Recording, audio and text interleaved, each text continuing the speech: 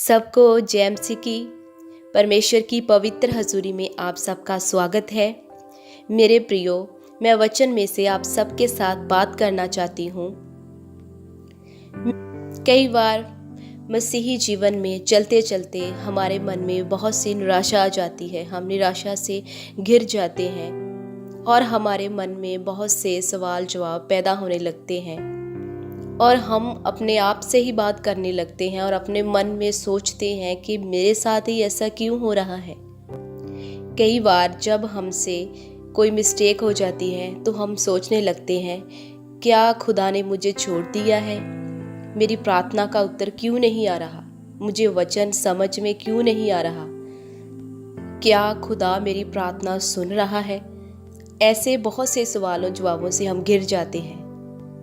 तो मेरे प्रियो, मैं आपसे वचन में से बात करना चाहती हूँ। आइए हम वचन को पढ़ेंगे।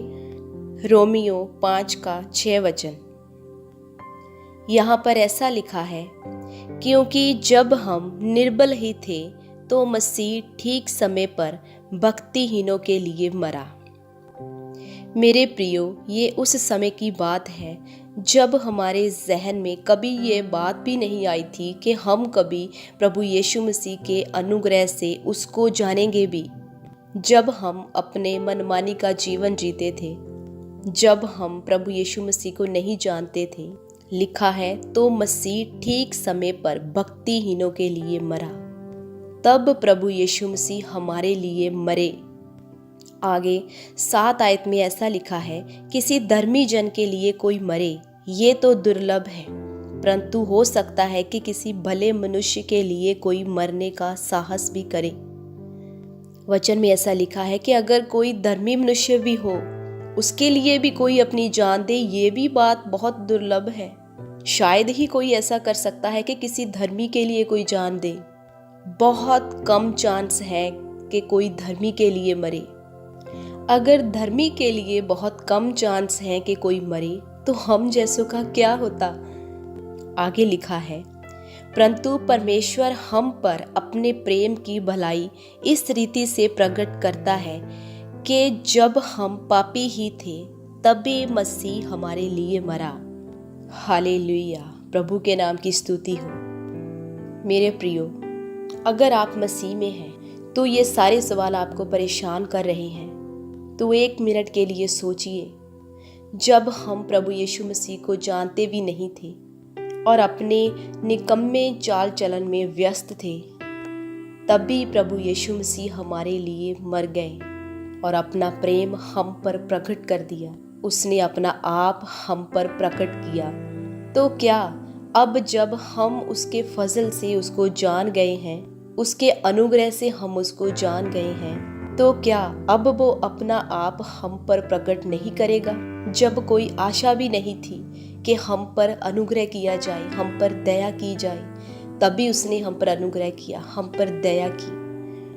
मेरे प्रियो, प्रभु यीशु मसीह आपसे बेहद प्रेम करते। अपना प्रेम उसने कलवरी क्रूस पर दिखा दिया है। आप उसके प्रेम पर विश्वास करें, क्योंकि वचन में लिखा है, विश्वास के बिना आप खुदा को प्रसन्न नहीं कर सकते।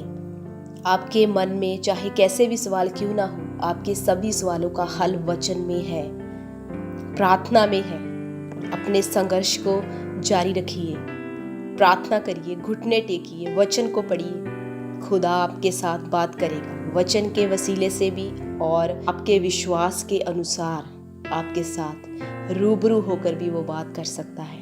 मेरे प्रियो, चिंता मत करें, घबराइए मत, ढांढस पा दें और प्रभु यीशु मसीह के वचन पर विश्वास करें, क्योंकि वचन में ऐसा लिखा है, विश्वास करने वालों के लिए सब कुछ हो सकता है। मसीह यीशु ने आपको अपना लहू देकर मोल लिया है। उसके प्रेम को कभी मत भूलें। जब आप निर्बल हो जाते हैं तो क्रूस की ओर देखिए, वहीं से आपकी ताकत आएगी, वहीं से आपकी सामर्थ आएगी और वहीं से आपका छुटकारा आएगा।